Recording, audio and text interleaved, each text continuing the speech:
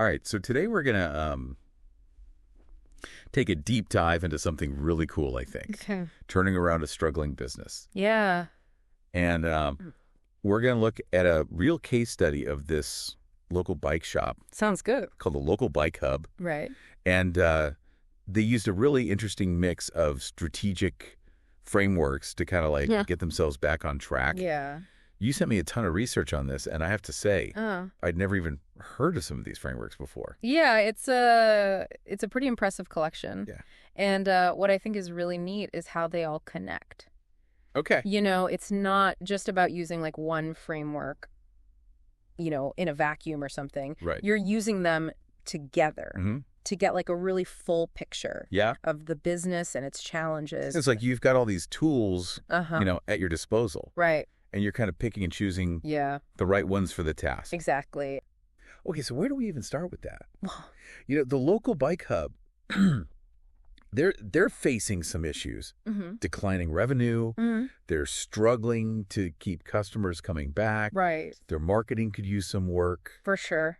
And those are the internal challenges, but we also got to think about the external factors, like the rise of online stores selling bikes and parts, or you know, the local economy, or even just like trends in outdoor activities. And that's where the PESTLE analysis comes in. Okay. It gives us an understanding of those like bigger forces. So it's like zooming out, looking at the bigger picture. Exactly. Not just what's happening in the shop. Right. But then there's this other layer too.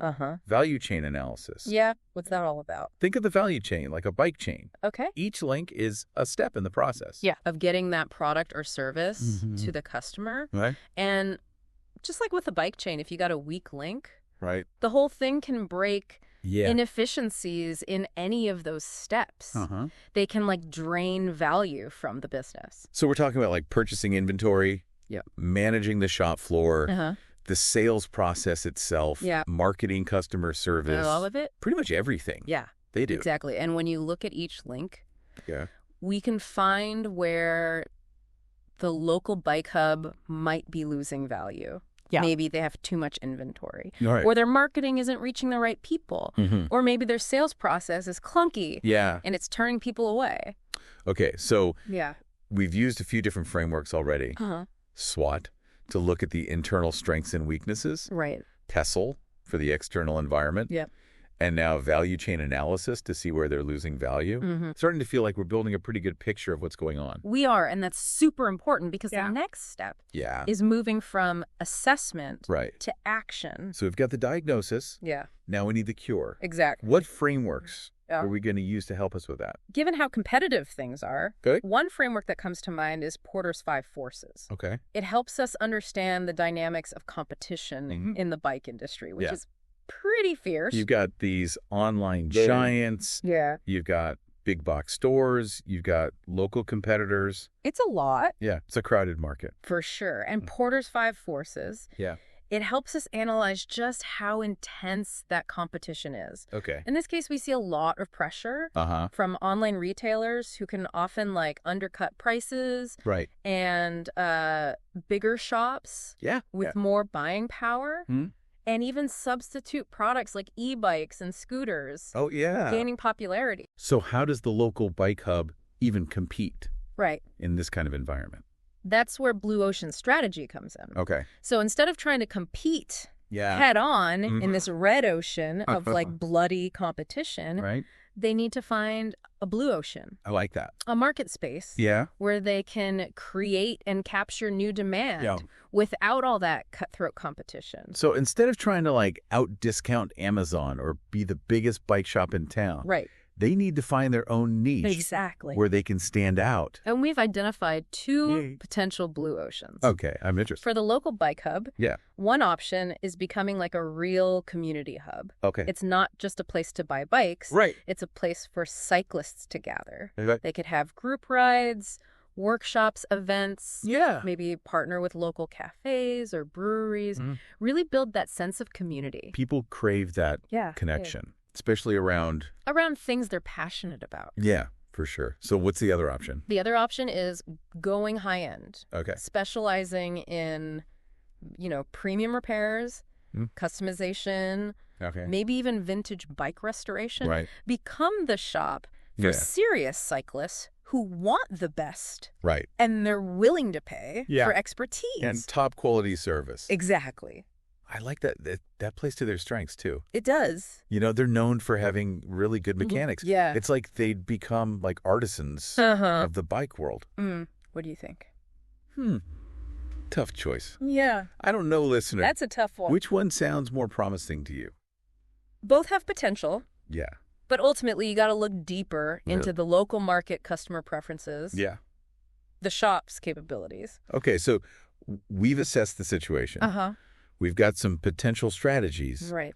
But how do we turn those strategies? That's where we go from the what to the how. Right. We need goals. Break them down into steps. Yeah.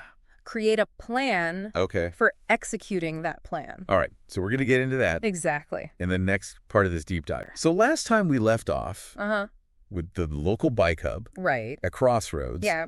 They had these two potential blue ocean strategies. Yeah. But we all know strategy is only as good as its execution. For sure. So how do we actually get this thing? Well, that's where we got to shift gears from the big picture to concrete action. Right. We need a framework to help us take those strategic goals, turn them into measurable targets, specific initiatives.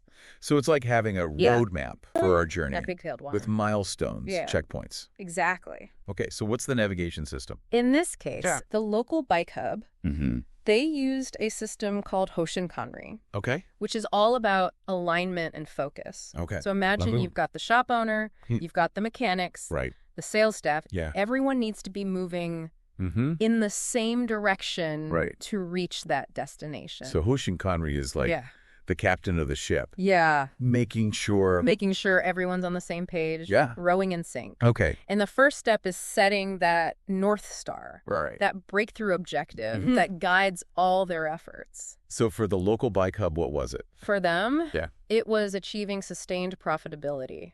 Increasing revenue by 20% year over year. Wow. And also improving customer retention rate. Ambitious. For sure. But definitely achievable if they can do it. It is. So how does Hoshin Kanri help them break that down? Think of it like planning a long bike ride. You wouldn't just head out without mapping out the route, breaking it into smaller chunks. Yeah, I'd be lost. It'd be miles from where I wanted to go. Exactly. So with Hoshin Kanri, you set those annual targets, like milestones on your journey. So for the local bike hub, this year's targets, increasing revenue by 15%, boosting customer retention by 10%, improving operational efficiency, establishing a consistent marketing presence, and launching some basic e-commerce functionality.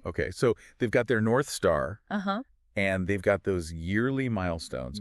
But how do we make sure? That's where the catch-ball process comes in. This is a really cool part of Hoshin Kanri. It's all about collaboration, feedback. Instead of just like dictating the targets, they toss the ball to their staff, get their input, perspectives. Let them help shape the plan.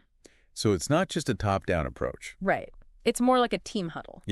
Where everyone has a say. Everyone can contribute. It makes sense. Yeah. If everyone feels like they're part of the solution, they'll be more motivated. Yeah. But even with the best plan, of course, things can pop up. That's where things get really interesting.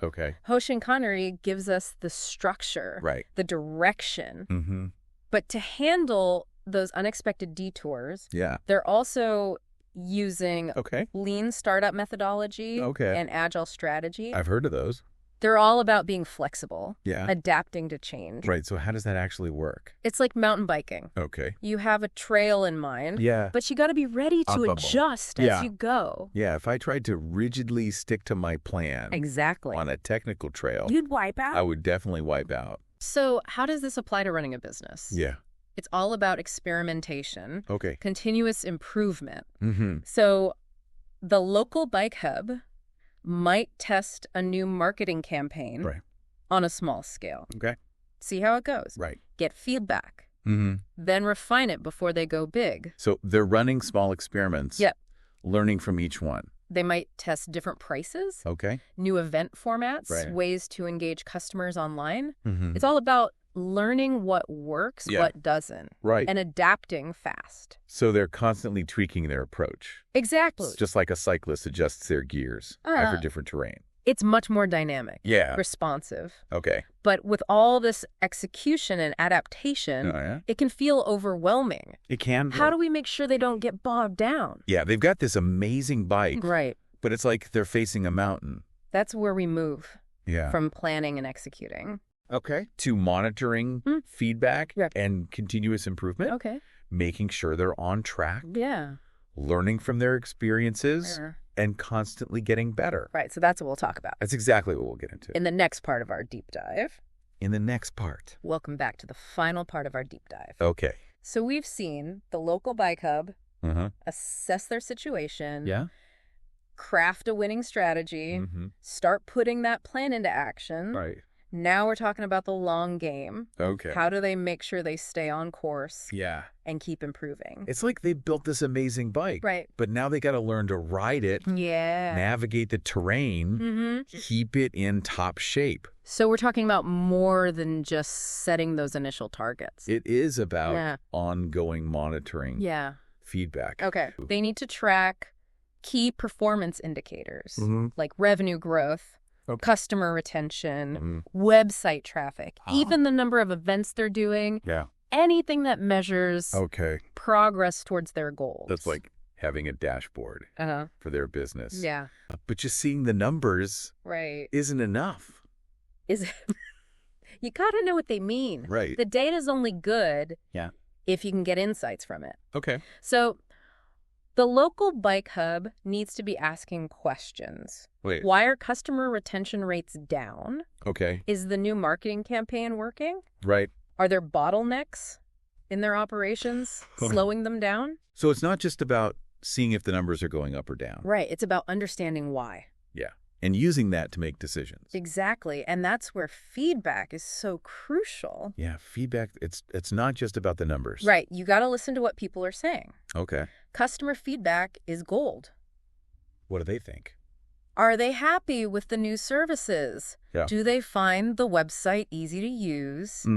Are they feeling that sense of community that the local bike hub is trying to build? They might even have some good ideas Exactly. that the shop hasn't thought of. For new products. Yeah. Services, even events. It's like they've got this whole network of advisors who are passionate about cycling. They want to see the shop succeed. Yeah, but feedback isn't just external. Right. It's internal, too. It's got to come from within the team as well. Okay, so what are some examples of that? Regular check-ins with staff are so important. Okay.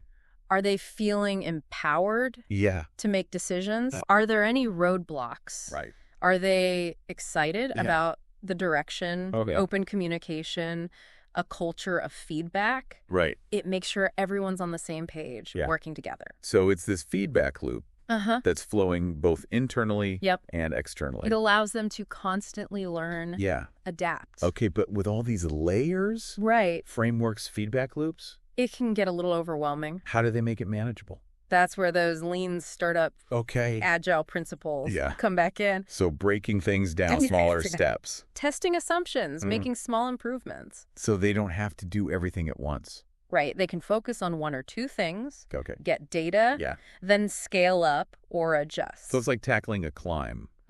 One pedal stroke at a time. One step at a time. Rather than sprinting to the top. Exactly. And that's what makes the difference between businesses that just survive and those that thrive. It's about always trying to get better. Learning from mistakes. Embracing challenges. So as we wrap up this deep dive, what are the key takeaways? Well, we started by emphasizing a layered analysis. Right. Using multiple frameworks. To understand. To understand the business inside and out. Okay, and then we talked about. Then we explored that unique value proposition. That blue ocean. That blue ocean where they can really stand out. Yeah. And lastly. And finally, we talked about turning that strategy into action. With Hoshin Kanri. With Hoshin Kanri. Feedback loop. Feedback and always getting better. And this can be applied to more than just a bike shop. Absolutely. Whether you're running a small business, leading a team, even just a personal challenge. This approach can be really powerful. Assess, plan, execute, embrace feedback. And never stop improving. So what can our listener do if they're feeling stuck? They can always reach out to the experts. There are people who can help. Who specialize in this stuff. To fix your struggling business, reach out to Acquisition Pro. And remember, Acquisition Pro is a place to go for strategy and innovation. Until next time. Keep exploring, keep learning, and keep diving deep.